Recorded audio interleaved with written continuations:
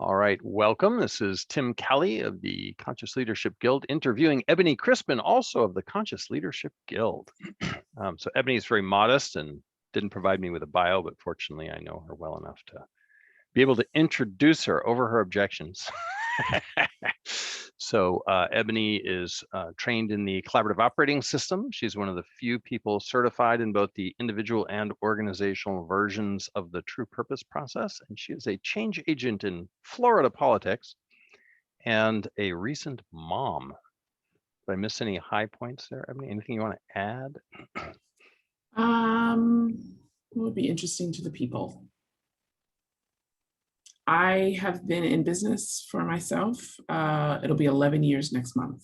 Cool. I have a management and marketing company called the Idea Inc. Most companies fail within 5 years, so congratulations. Thank you. So what is some story you could tell us about how spiritual wisdom has touched you or supported you in your work and or your life?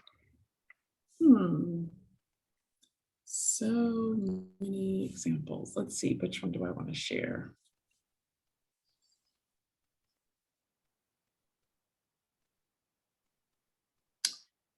I think the biggest one that sort of continues to be a lesson even today is that when on the other side, so to speak, of finding one's purpose, it is not a leprechaun at the end of a rainbow. It's not the be all and the end all. And I think for a long time, I was sort of chasing this magical feeling. You hear drug addicts talk about that first high.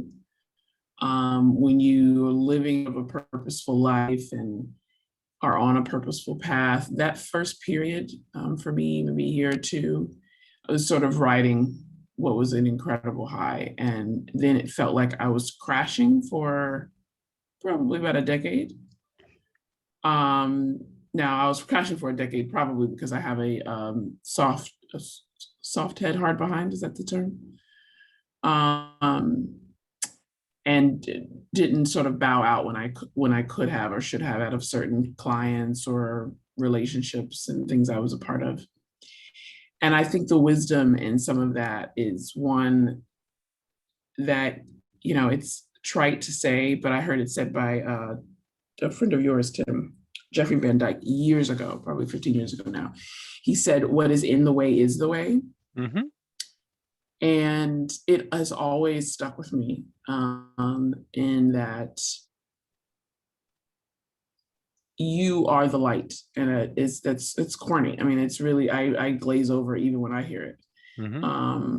But when you're in the middle of the muck and not sure the best next step in one's career or in relationships or whatever the case may be, the thing that I need, the way that I know that I'm moving forward is to remember that I am the light. Mm-hmm. And even in the darkest of places, find a way out. And you do that because you will emanate it. And lessons and truths and what next should happen will reveal itself. Mm-hmm. And I've only learned that by experience, but wisdom has shown me that at some point you'll find your way.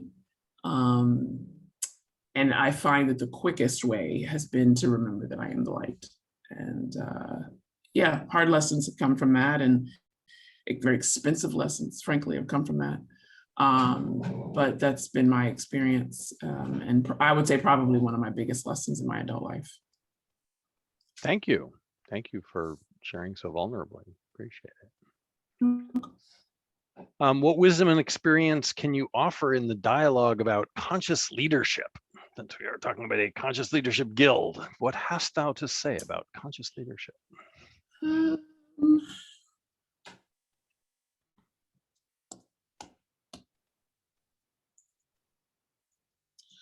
I've found that the thing that you detest the most about your company or the communities you're leading And I can give a lot of examples, whether it be my work in politics, in LGBTQ dynamics, in my relationship with my husband even. The issues that you're seeing in other people is the ones that you possess the most. And I think that that's sort of known, but I think people intellectualize what that means, and that's usually literally been the case when the thing that you most have a problem with in others is usually what's happening within you, and therefore what's creating sometimes a bit or a lot of chaos within community.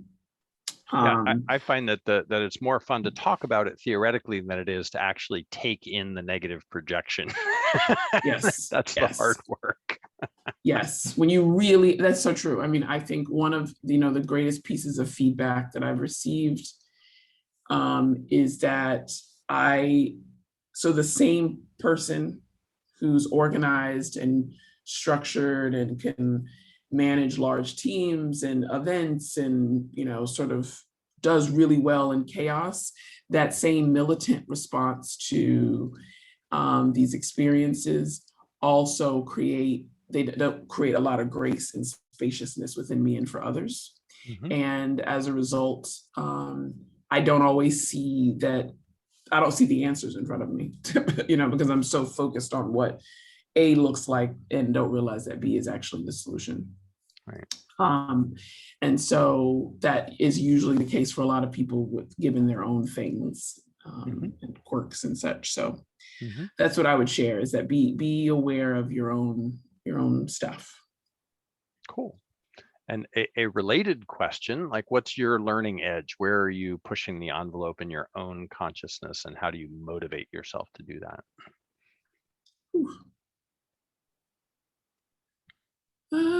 Yeah, I don't know. Always. I think I probably, over the years being in my career, I probably tired myself out in the 10, 11 years I've been in business and 15 plus years in my career. I think I probably tired myself out a couple of years ago and haven't been able to motivate myself to go to that next level. It's sort of a really trite term to use, but that's what's happening. I can see what next step would look like. I even know how to get there and could probably get there pretty easily given my connections and network over the years, but frankly don't want to. And so I would say a lesson in that is know when to leave the party, even if it's your own. And when you don't, you could burn yourself out pretty good. And it's been years since I've really connected in a way that would take me to another step in that and feel really comfortable in it. I like my career, I like where I'm at. And I'm probably mildly stagnant. My 28-year-old self would be ashamed by me sort of sitting in this, space. But I would say my learning edge right now is just what would it take for me to motivate myself? And I don't know, that same militant person also isn't it's gonna take a minute for me to budge. No, you need a grown-up version of motivation. Yes, 100%. So seeking a grown-up version of the motivation to take one to the next level. Got it. Cool. That's it. Nailed it. And maybe this will help. Like, what vision do you have? What desires or longings or such? What future do you long to create? Should have been a celebrity and told the interviewer not to ask certain questions. You were warned. These are off limits. I would love to gather people who I think that are on the edge of really changing how we see politics in particular, but just issue-driven topics in general, and bringing the sort of alternative pieces together to have a broader, more nuanced conversation about things like pro-choice, pro-life, civil rights in any capacity, racial issues, and really I've had this conversation about guns in my imagination. I know. I just think it'd be really interesting, right, to have just a more robust conversation. I think there's a kindness in how we could do that we just don't want to address. It's easier for us to sort of go to our respective corners and sit there. Throw rocks. Oh yeah, it's so it's very simple to do that. I think for some people in their minds, at least, a lot more difficult to come to the center and start over.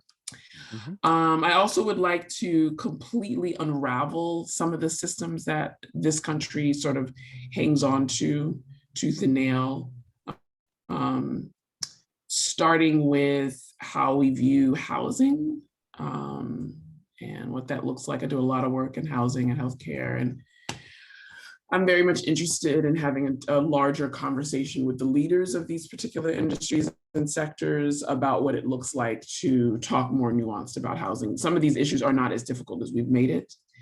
And I think it starts locally, like everything else. And I would be very much interested in bringing people together, sort of conference style, and really sort of unpacking it and people in a position of power to be able to make those changes.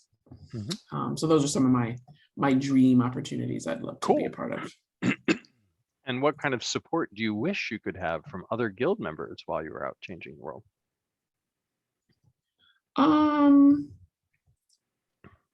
The thing I bring to the table that I've never seen in anyone else, and I'm trying to say this without being too cocky, is, because that's important to me, is I sort of bring a levity to the environments I'm in, and a kindness and a grace, ironically, and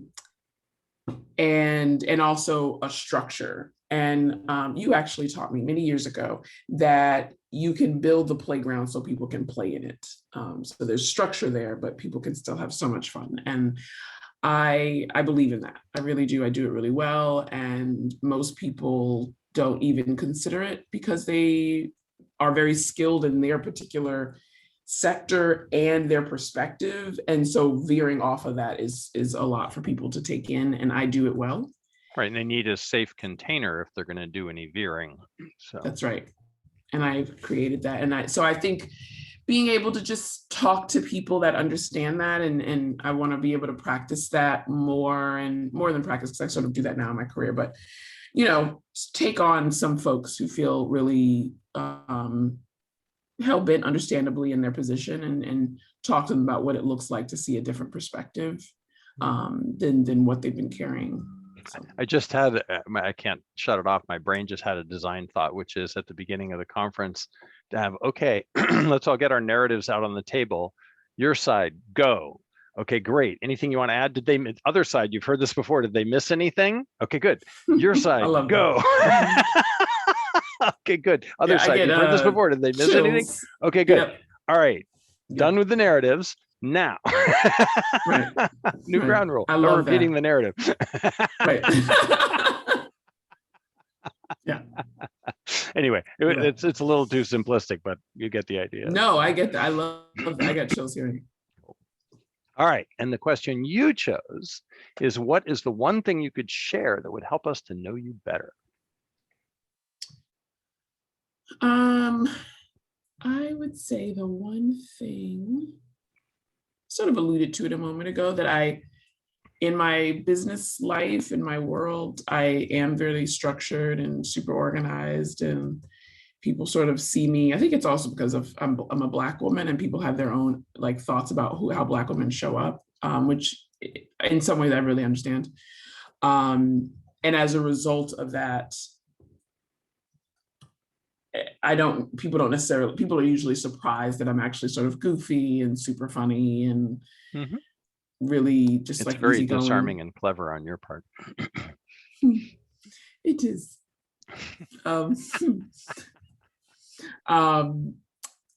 my father was the life of the party kind of guy and was really easygoing growing up. And my mom is silly and super easy to get on with. And I just grew up in a really relatively speaking easy household. And I think that doesn't always come across. And I think the one thing I would tell people is that I am in fact approachable, and I think easy to talk to, and always you can rely on me kind of thing. I'm a good friend. That's what I would share. I'll confirm that. So as I warned you, I'm not going to stick to the script here. I find these questions to be insufficient to elicit the fullness of Ebony. So, so my question is, so as you well know, so this retreating to the corners and throwing rocks things is politics generally, but especially here in the US, like we've managed to get it really polarized to an astounding degree that I don't think anyone would have predicted a few years ago. What do you see as like new paradigm politics? Let's imagine we manage to evolve beyond that. What does that look like? I think in short, my dream situation is that there would be a ticket. It didn't matter who's at the top or the bottom, that was quote unquote Republican and Democrat. I think that's one step. I don't think it's the final destination, but I think that that is an example of how that will look.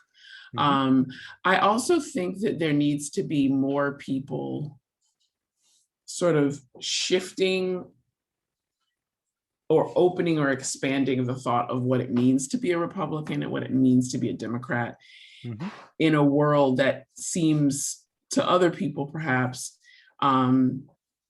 very polarizing, and therefore there's no moving off of it.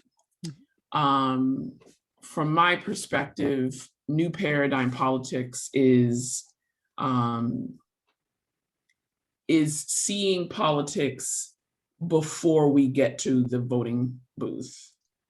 It's understanding more about what it looks like for people in their daily lives. So politics step, not the first.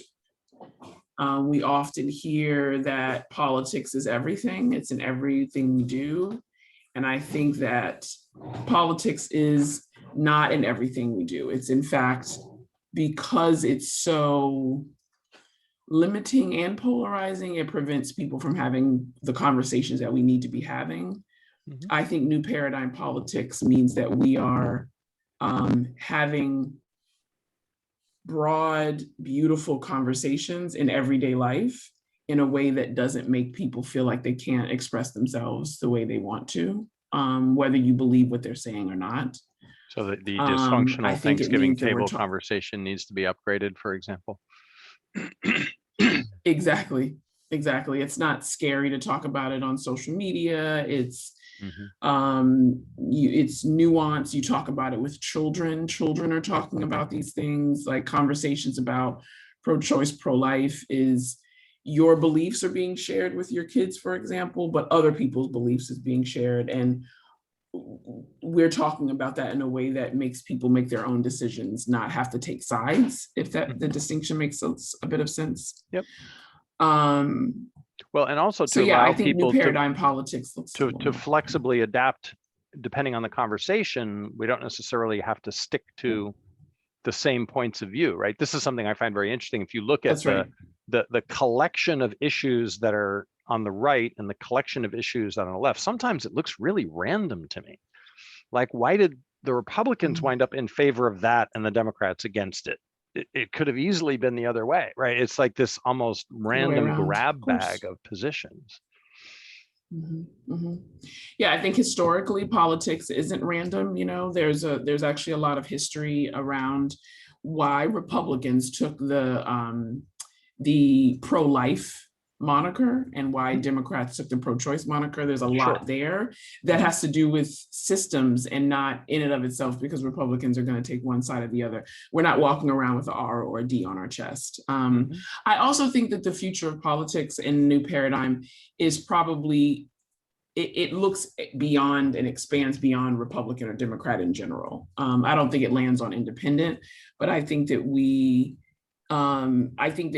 in particular, the next generation will push beyond it more than I think we realize. And as a result of that, we'll have to start answering real questions about why the Democratic and Republican Party feels antiquated. And as a result of that, not being able to really respond to present day problems. So in a robust and real, authentic way. Good. Anything else I should have asked that I didn't?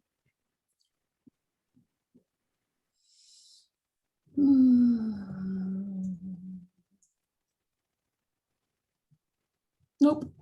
Great. Thank you so much. You're welcome. This is fun.